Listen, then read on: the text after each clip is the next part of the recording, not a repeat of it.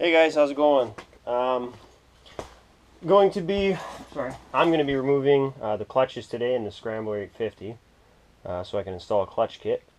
I just figured I'd do a quick video, show you how to do it. I know there's lots of other ones out there anyways, but yeah. So what you're going to want to do first is you're going to remove this access brace here. So there's 4 15 mil bolts that you're going to have to remove. I've already taken it off. Same with the cover. I've already removed all the bolts. There's 10 mil bolts all the way around it. Some of them are a little tricky to get at. A couple you have to get at from the bottom. A few of them are easier if you take the seat off and you get it from the top. So once you have that brace removed, this cover removed, the next thing I did was I moved this brace out of the way. It just makes it a little bit easier to work on. So you're going to want to remove your primary clutch bolt, which we have cracked loose here. And it is a left-hand thread, so you just got to be careful of that once you're removing it. There's also a little sleeve on this bolt that you're going to want to make sure you don't lose. Now to remove the clutch, well, I should say this first, I guess. You can technically install your spring, your weights, whatever you're going to be doing to your primary with it in the quad, and you don't really need to pull it to be able to do this, but it makes it a whole lot easier. It's nice to work on a bench because when you're pulling this cover off, there's a lot of spring tension trying to force it out, so it's a little bit difficult to try to hold that back while it's in the quad. But so we're just going to remove it. I have a puller for it, and we're going to take it off here. So let's see here. You're going to thread your puller in. Now sometimes these are really difficult. I haven't pulled the clutch off on this yet, so I'm not sure how it is, but some pullers you really got to crank on to get them to free up. So just keep that in mind. So what we're going to do is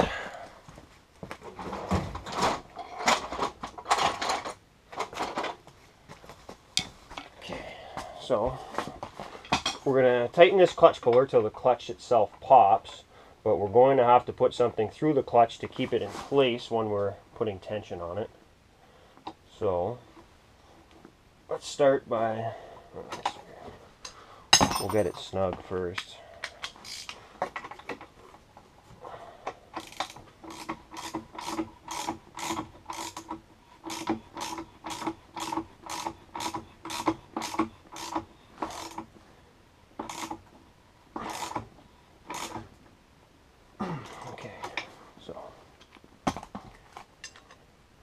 Now what you're going to want to do is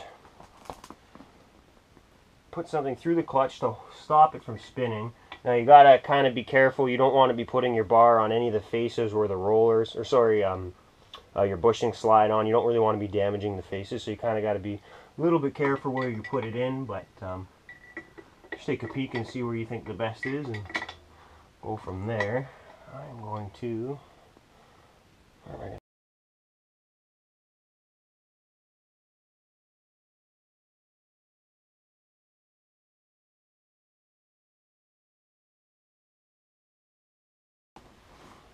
Okay, so there it is. Sometimes a little vibration as well. Tapping on the puller bolt once you have tension on the clutch also helps. So I like to do that once it's cranked on there pretty good. If it still hasn't popped, sometimes just a little tap from the hammer will get it to crack free. So now we'll remove that.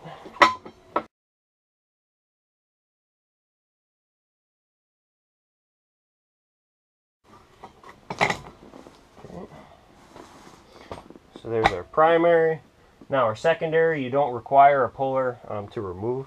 I've seen them stuck on the shaft pretty good if they've been in there for a while and they seize on the shaft, but you shouldn't need anything to remove that. So we'll get that off.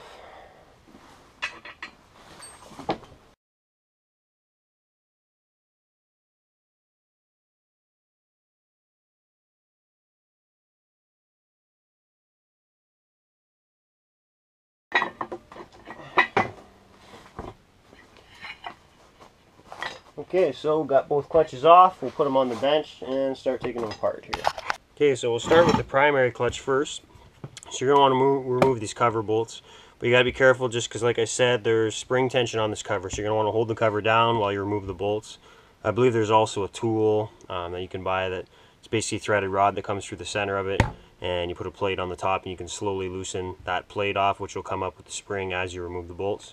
But we're just going to do it by hand.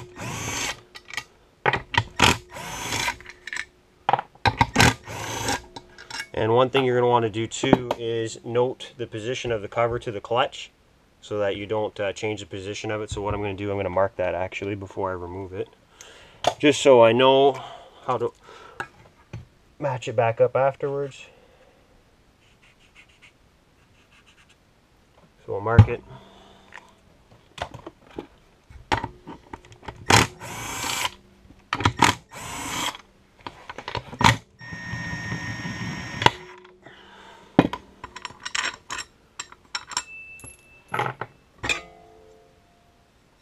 Okay.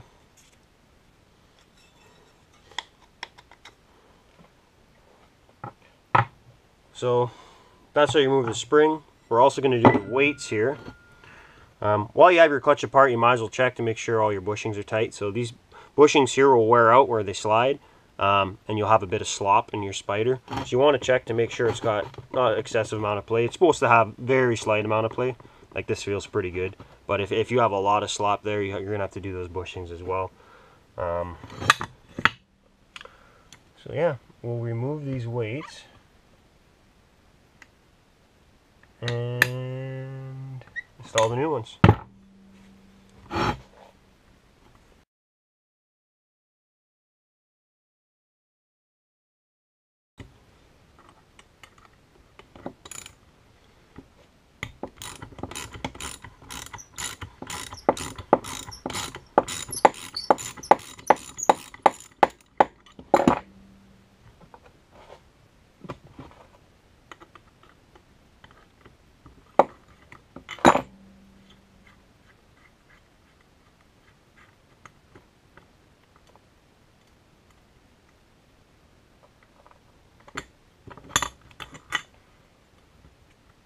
So once you remove this pin, you're going to need a 1/8 Allen key for the Allen side of it, and a 3/8 wrench for the other side, for the nut side, sorry.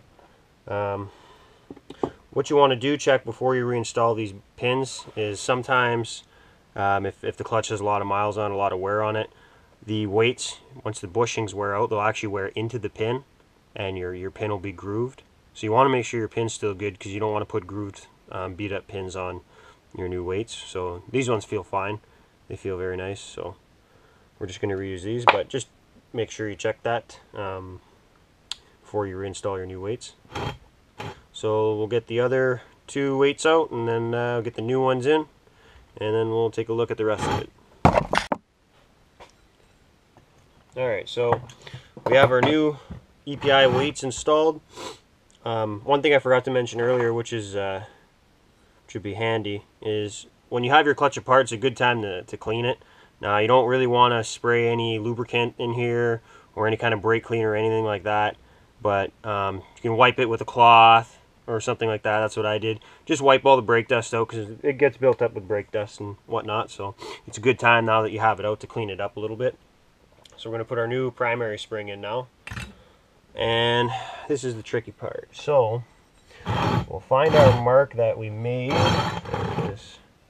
So we know how to, or sorry, I should say, which direction our cover goes back on. So now this is the hard part. So you want to lift your sheaves, and at the same time you have to compress the cover while threading a bolt in. So now this is where that tool comes in handy, but I've always done it without one, so let's see what happens here.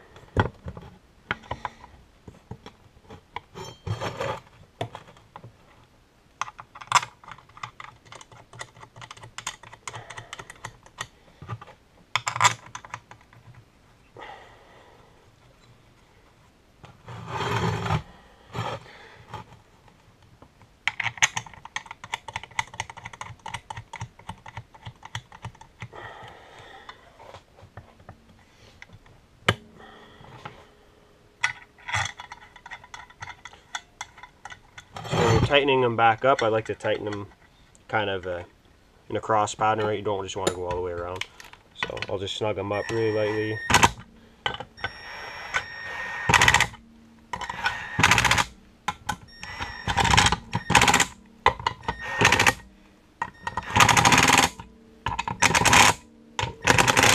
So now once the cover's seated, thread them all in.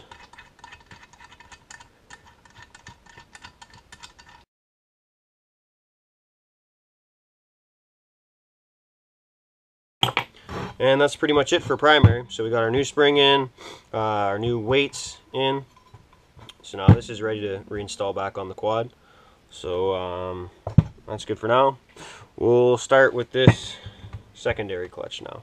Right, so now we're going to be working on the secondary clutch. So there's 4 Torx bolts that hold your helix down. But that helix is under spring tension, similar to the primary. So what you're going to want to do is, they make a tool for this, once again. It's very similar to this. It's a ready rod setup with a cup. I'm just using a piece of 1/2 inch ready rod with a washer. And so what you're going to want to do is remove these Torx bolts. This nut on the ready rod will hold the helix tight so that there's no tension on it when you're removing these bolts. And then as we back this nut off, the helix will slowly come up with the spring, and then we can change it and replace it with the new spring we're putting in. So get these Torx bolts out.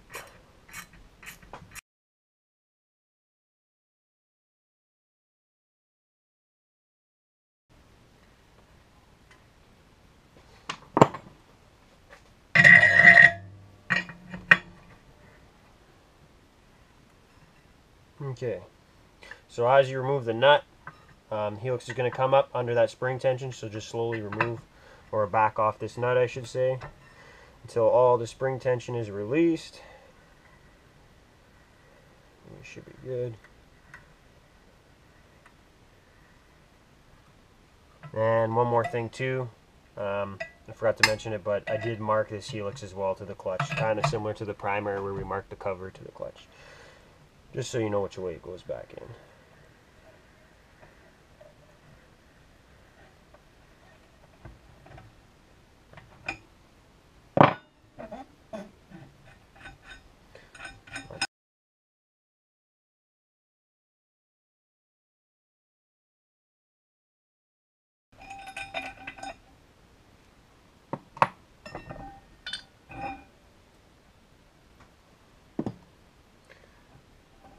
I'm going to remove this roller. Now is a good time to check these rollers as well, just for check for excessive wear, things like that.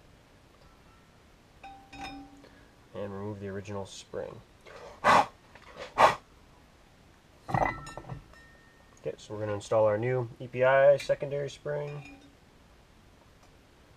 Reinstall this roller.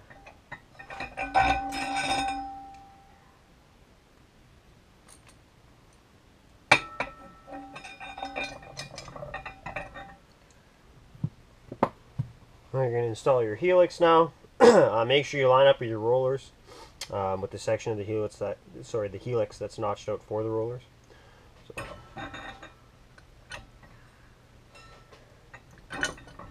Okay. Now you're going to line up your marks that you had made from the helix to the clutch, just so you know it's lined up exactly how it came off. And now this is basically just the exact opposite of what we did to remove it. Now we're going to tighten this nut down to compress the new spring, so we can get that helix flat against the clutch again, and then tighten those bolts down.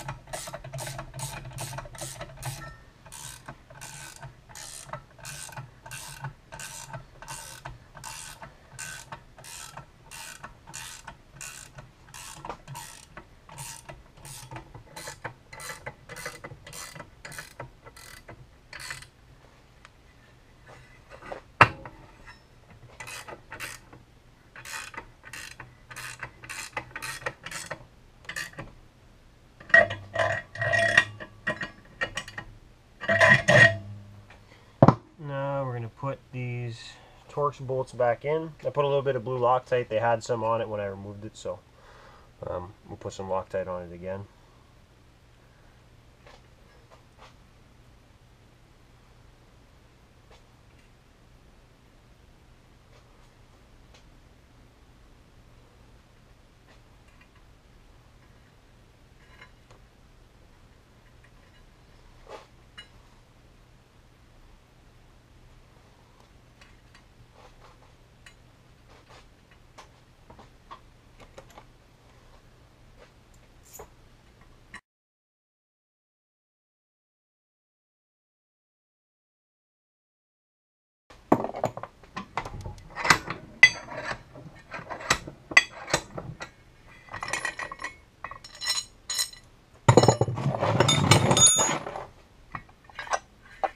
And there you have it.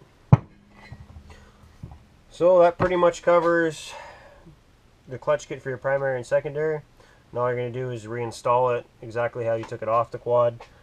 Make sure you torque the clutch bolt to the proper spec. And that's about it. Hope it helps someone anyway.